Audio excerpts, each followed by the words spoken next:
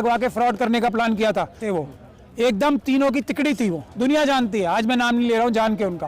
तो ये उन्होंने नाम ले दीजिए। राहुल जी उनसे नाराज हो गए थे, दुनिया जानती है। ये नाम नहीं ले रहा मैं, आप सब जानते हैं। आज मत लिवाओ नाम, क्योंकि मुद्दा भटक जाएगा फिर। तो उन्होंने सेट करके ईवीएम मोदी जी को जिताया था 2014 का भी चुनाव में, ये आपको बता रहा हूँ। उस आप हट जाएं अब यहाँ से, हम जा रहे हैं, आप मत आ जाएं, आप मत आ जाएं, इतना ही रखें बस, हम बाहर ही जा रहे हैं। सर क्या लगता है 2024 लिमिट सर क्या लगता है 2024 नहीं है, ईडी सीबीआई कोई गैंगस्टर्स नहीं है। चुनाव से पहले अभी 4 महीने बाकी है। एक तरफ ये कहा जा रहा है कि हम चुनाव वो लगा देंगे, आचार संहिता लगा देंगे, और दूसरी तरफ रेड करा रहे हैं। शर्म आती है। और पुलिस के जरिए रोका जा रहा है हमें, तो तब इसीलिए हम सुप्रीम कोर्ट के सामने ये बताने जाना। आपने शिवराज सिंह साहब का नाम सुना है? किसी ने सुना है ना? ये वो मुख्यमंत्री थे, आज मुझे नाम याद दिलाना पड़ रहा है उनको। वो मोदी जी से बहुत बड़े नेता हैं। मामा जी की जो बात कर रहा हूँ ना, मोदी जी से बहुत बड़े नेता हैं वो। मोदी जी गुजरात से आते हैं। कितनी लोकसभा की सीटें हैं गुजरात में, मुझे बताएंगे आप? और मध्य प्रदेश में कितनी है पता है ना आप सब लोगों को? तो वो इतने बड़े नेता हैं, मोदी जी से बड़े नेता हैं। आज वो भीगी बिल्ली बन के क्यों चुप बैठ गए? क्योंकि मोदी जी और अमित शाह ने कहा है पीछे हटो, तुम्हारी क्या औकात है, वोट तो सारे हमने ईवीएम से लिए हैं, कौन हो तुम? और भगा दिया ना, आप चुप बैठे। वसुंधरा राजे सिंधिया जी कम बड़ी नेता हैं। मोदी जी जैसे कितने नेता अगर एक पल्ले में तोल लिया जाए तो वसुंधरा राजे सिंधिया जी के बराबर नहीं आएंगे मोदी जी क्या ही नेता। चुपचाप बिठा दिया ना। क्या बोला? कौन से तुम्हारे नाम से वोट लिए, कौन से तुम्हारी मेहनत से वोट लिए? हमने ईवीएम से वोट लिए, चुप बैठ गई। उसी तरीके से रमन सिंह साहब कितने बड़े नेता हैं, मोदी जी से तो बड़े ही हैं, उनको भी चुप बिठा दिया ना। ये है ईवीएम की ताकत। आप उनकी बात करें, जिसको चाहा उसको जिताया, जिसको चाहा उसको हराया।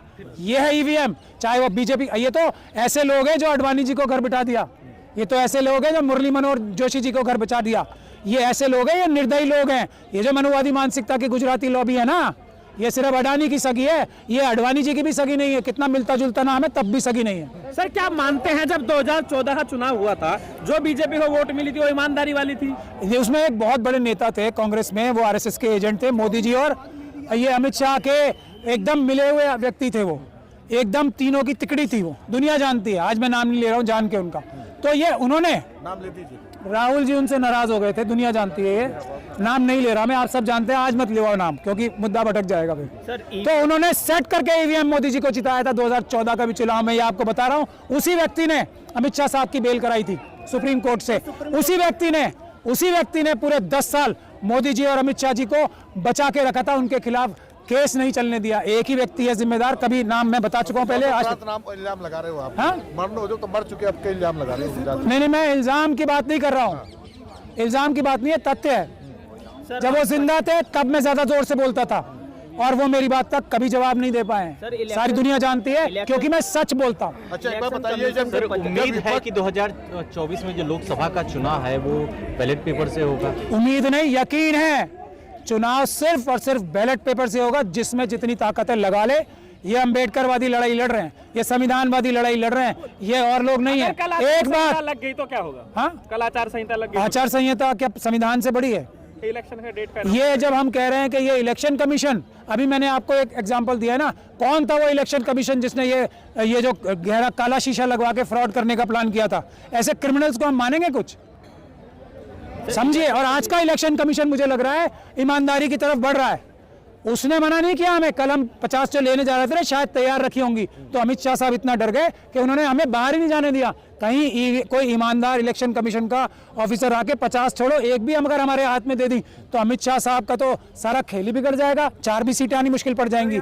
इसीलिए हुआ, इसीलिए पुलिस को आगे क्यों किया गया? कल आपको गिरफ्तार कर लिया गया था सर रास्ते से। इसलिए मुझसे डर के नहीं, ईवीएम से डर के, कहीं ईवीएम हमारे हाथ ना आ जाए। सब लोगों ने, अधिवक्ता और आम नागरिक हैं। आम नागरिक तो सब इलेक्शन जो पार्टी है ना, पॉलिटिकल पार्टीज, उनके भी मालिक हैं। पूरे देश के मालिक तो आम जनता ही है ना। जब मालिक आ गए, अभी तक कहीं पर किसी राजनेता ने नहीं धरना दिया और ना ही कहीं। नहीं, आपको ऐसा शायद पता नहीं है ठीक से। राजनेताओं ने चिट्ठी लिखी है, सबने राजनेताओं ने सबने एक्शन लिया है। सर सुप्रीम राजनेता, आप हट जाएं अब यहाँ से, हम जा रहे हैं, आप मत आ जाएं, इतना ही रखें बस, हम बाहर ही जा रहे हैं। सर क्या लगता है 2024 लिमिट सर क्या लगता है 2024 का चुनाव बैलेट पेपर से हो सकता है? बिल्कुल 100% बैलेट पेपर से ही होगा।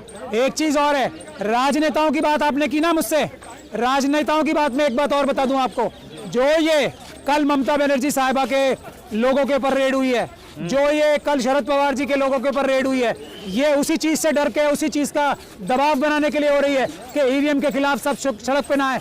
हम वकीलों की टीम गारंटी लेती है, हम किसी नेता के घर अब ऐसी नाजायज रेड, अब ऐसी क्रिमिनल रेड नहीं होने देंगे। हम गुजारिश करते हैं, हमें बताएं, हम आके रक्षा करेंगे। इस वक्त वकीलों की जिम्मेदारी है, हम हर एक राजनेता को, हर एक पॉलिटिकल पार्टी के नेता को इस जुल्म वाली, इस बेईमानी भरी रेड से बचाएंगे। ये हम वकील लोग वादा कर रहे हैं आप लोगों से।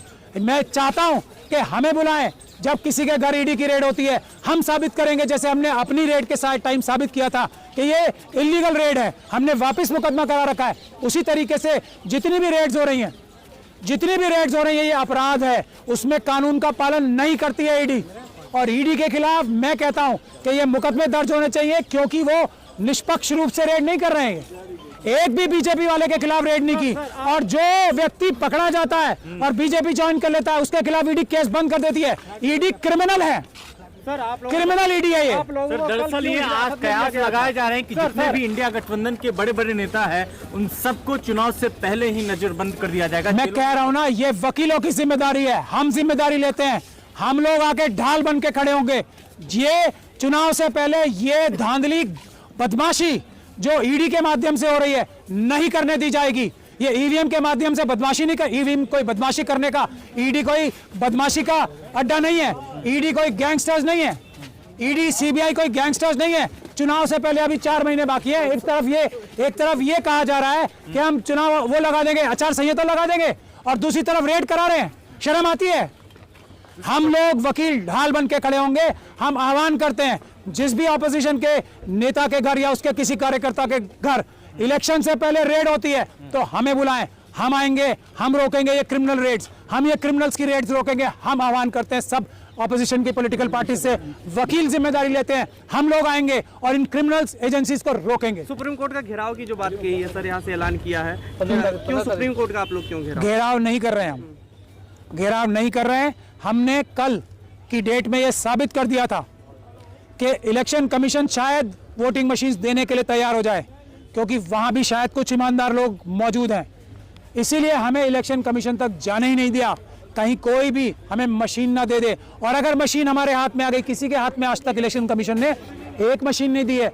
19 लाख के करीब मशीनें चोरी करवा हो सकती हैं और उसकी कंप्लेंट नहीं हो सकती। एक मशीन हमें नहीं दे सकते, किसी पॉलिटिकल पार्टी को एक मशीन नहीं।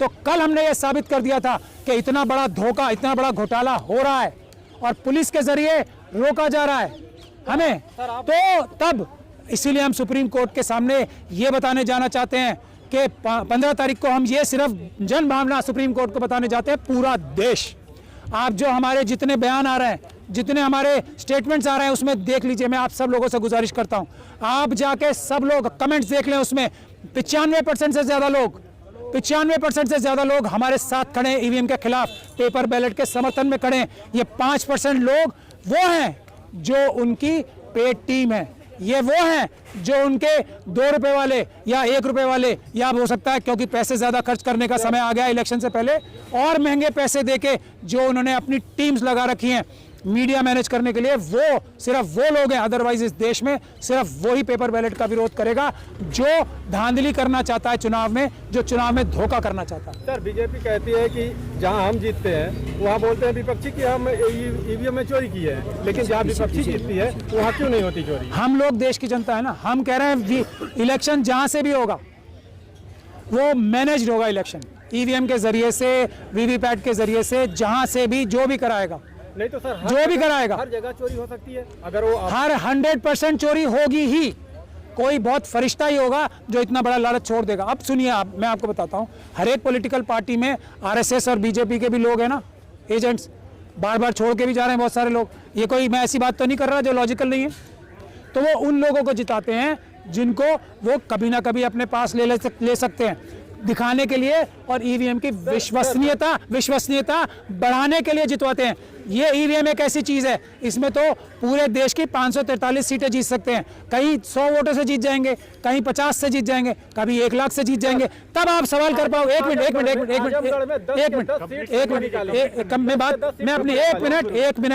मिनट पहले मैं अपनी सवाल, मैं भाग नहीं रहा हूं, मैं मोदी जी की तरह नहीं हूं जो आप लोगों को फेस नहीं करूंगा।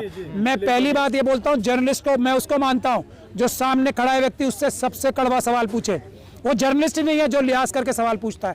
तो मेरी बात सुन लें आप, मैं ये कह रहा हूं कि कंट्रोल हाथ में है।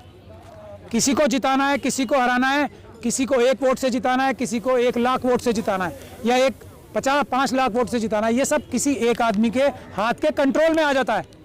तो वो अब सरकारें किसकी बन रही हैं, सेंटर में किसकी सरकार बन रही है और किस तरीके से बन रही है, वो महत्वपूर्ण बात है। आपको ये समझना चाहिए, अभी 3 जो चीफ मिनिस्टर्स हैं उनको दूध में से मक्खी की तरह निकाल के फेंक दिया ना, इतने बड़े बड़े नेताओं को। क्यों? क्योंकि उनको बोला गया होगा